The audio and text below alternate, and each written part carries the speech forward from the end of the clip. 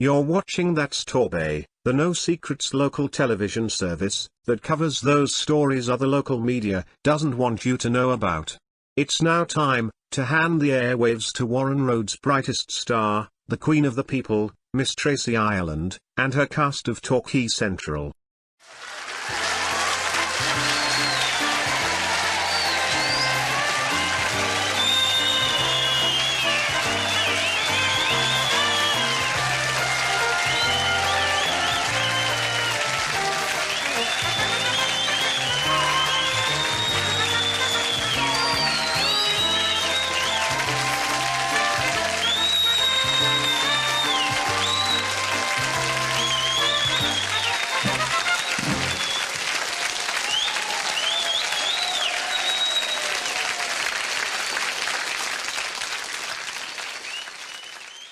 Hello my darling fans, I am so glad that you are out there for me, and thank you so much for all the wonderful messages.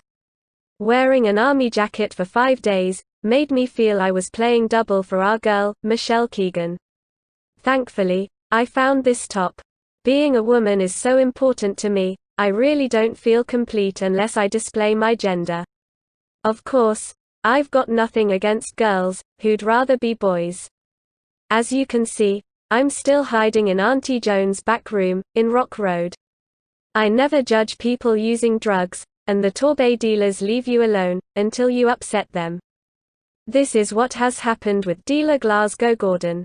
He is after my daughter Chloe, who is now doing drug rehab in Plymouth.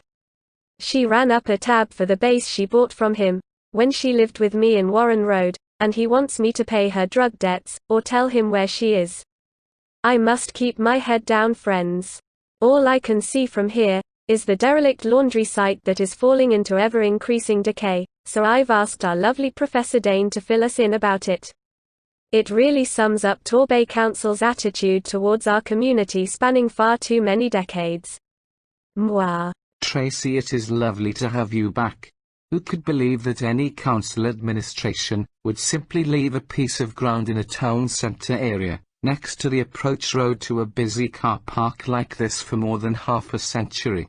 It gets worse. The local community is densely populated, and one of the poorest places in Britain. You're not supposed to know that, but the Anglican church place is St. John's, overlooking Torquay Harbour, has one of its poorest parishes. That's why the spread of coronavirus in the bay needs to be of particular concern.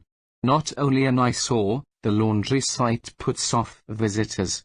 It is a place where people dump rubbish, a breeding ground for rats, and is an environmental hazard. Dr. Kevin Dixon has written articles on the Melville page about the history of this area. So, I will concentrate on recent events, rather than duplicate his great work. I've asked our friend Dwayne to read the next bit out, because I am conscious that my dull and boring voice will probably send you all to sleep, or scare you off into the arms of spotted Torquay. You have caught me outside Carter's again. I've got a feeling that there are some winning scratch cards in there today, and I need to eat some food. I'll get a pack of sandwiches. I'll read your article out now, before the staff let me in. 10 years ago, the mayor of Torbay, Nick Bye, decided the council-owned site should be given away to build social housing. Unfortunately, no one wanted it, so it stayed as it was. Nick Bye feared selling the land to a developer, in case it was land banked. About 8 years ago, another Tory mayor, called Gordon Oliver, decided to auction the site in Cornwall of all places. It sold for £29,000 to a developer in London, and guess what, it is now land banked. How stupid was Gordon and council members, to ignore one of their own, who also happened to be an estate agent? Thank you, Dwayne. The viewers are still awake. I contacted the Melville group in my research. I learned that Councillor Darren Cowell wanted a clause to put into the sale, which made sure the site was developed within 2 years of purchase. This was to avoid the risk of any land banking and was good thinking on his part. However, nothing has ever happened. The site is the same as ever, just with the addition of some razor wire at the entrance and more masonry falling from the crumbling buildings and outside walls. Did Torbay Council forget to put this important clause into the sale, or is too busy being a capitalist, spending taxpayers' money in other parts of the country, to remember what needs to be done on home turf? The words, total incompetence spring to mind, and Torbay Council still wonders why local people are so cynical towards them. They have failed our community, and still do so. That's why Tracey is at the helm. She is a woman of the people.